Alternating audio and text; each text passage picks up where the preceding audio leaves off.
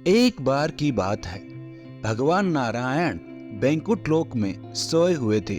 उन्होंने स्वप्न में देखा कि करोड़ों चंद्रमाओं की कांति वाले त्रिशूल डमरूधारी त्रिलोचन भगवान शिव प्रेम और आनंदित होकर उनके सामने नृत्य कर रहे हैं। उन्हें देखकर भगवान विष्णु हर्ष से गदगद हो उठे और अचानक उठकर बैठ गए और कुछ देर मगन हो गए।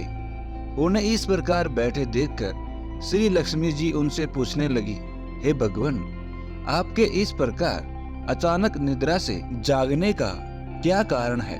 वीडियो में आगे जाने से पहले कृपया करके इस वीडियो को लाइक और हमारे इस चैनल को सब्सक्राइब जरूर करें। भगवान ने कुछ देर तक उनके इस प्रश्न का कोई उत्तर नहीं दिया और आनंद में मगन हुए चुपचाप बैठे रहे। कुछ देर बाद हर्षित होते हुए बोले, हे देवी, मैंने अभी स्वप्न में भगवान शंकर के दर्शन किए। उनकी छवि ऐसी आनंदमय एवं मनोहर थी कि देखते ही बनती थी। मुझे ऐसा लग रहा है कि भोलेनाथ ने मुझे समन किया है। चलो कैलाश में चलकर हम लोग महादेव के दर्शन करते हैं। ऐसा विचार कर दोनों कैलाश की ओर चल दिए।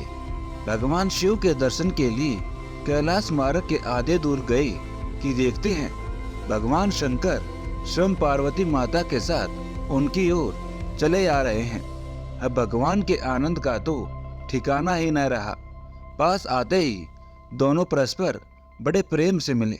ऐसा लगा मानो प्रेम और आनंद का समुंदर चारों ओर उमड़ पड़ा हो। एक दूसरे को देखकर दोनों के नेत्रों से आनंद आंसू बहने लगे। दोनों एक दूसरे से लिपटे कुछ देर खड़े रहे। जब भगवान विष्णु ने शिव शंकर से पूछा तो मालूम हुआ कि शंकर जी को भी रात्रि में इसी प्रकार का स्वप्न हुआ कि मानो भगवान विष्णु को वे उसी रूप में देख रहे हैं जिस रूप में अब उनके सामने खड़े थे। दोनों के स्वप्न के वृत्तांत से अवगत होने के बाद दोनों एक दूसरे को अपने निवास ले जाने का आग्रह करने लगे।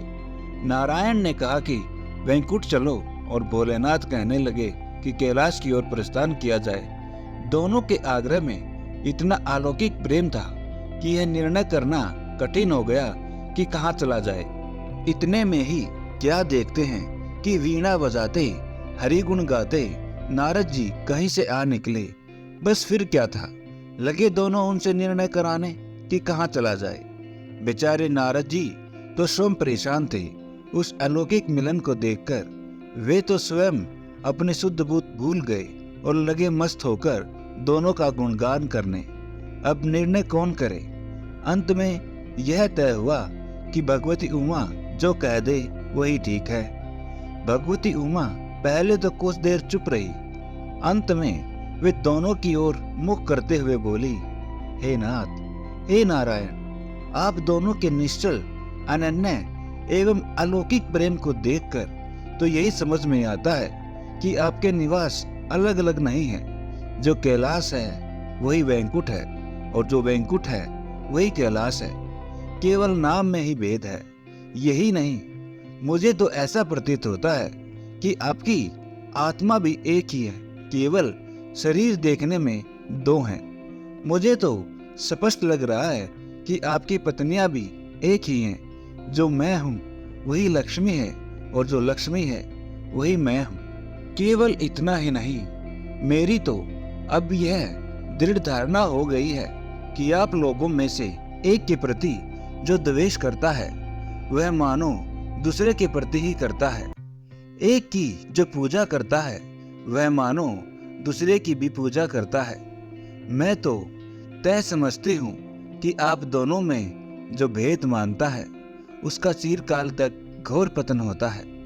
मैं देखती हूँ कि आप मुझे इस प्रसंग में अपना मदद बनाकर मानो मेरी प्रवंचना कर रहे हैं, मुझे असमंजस में डाल रहे हैं, मुझे भुला रहे हैं। अब मेरी यह प्रार्थना है कि आप लोग दोनों ही अपने अपने लोक की ओर पधारिए।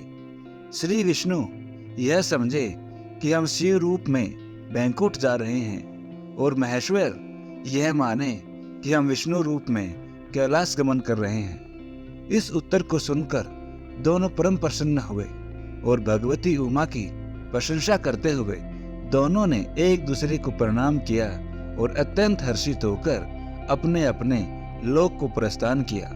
लौटकर जब श्री विष्णु बैंकुट पहुंचे तो श्री लक्ष्मी जी ने उनसे प्रश्न किया, हे प्रभु, आपको सबसे अधिक प्रिय कौन है?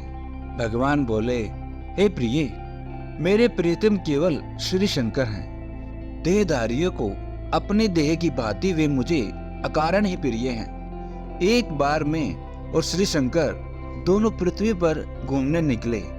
मैं अपने प्रियतम की खोज में इस आशय से निकला कि मेरी ही तरह जो अपने प्रियतम की खोज में देश देशांतर में भटक रहा होगा वही मुझे अकारण प्रिय होगा। थोड़ी देर के बाद मेरी श्री शंकर जी से भेंट हो गई। वास्तव में मैं ही जनार्दन हूँ और मैं ही महादेव हूँ। अलग अलग दो घड़ों में रखे हुए जल की भांति मुझमें और उनमें कोई अंतर नहीं है। शंकर जी के अतिरिक्त शिव की चर्चा करने वाला शिव भक्त भी मुझे अत्यंत प्रिय है। इसके विपरीत जो शिव की पूजा नहीं करते वे मुझे कदापि प्रिय नहीं हो सकते। इस तरह जो शिव की पूजा करता है वह वैकुंठवासी विष्णु को भी स्वीकार है और जो श्री विष्णु की वंदना करता है वह त्रिपुरारी को भी मना लेता है।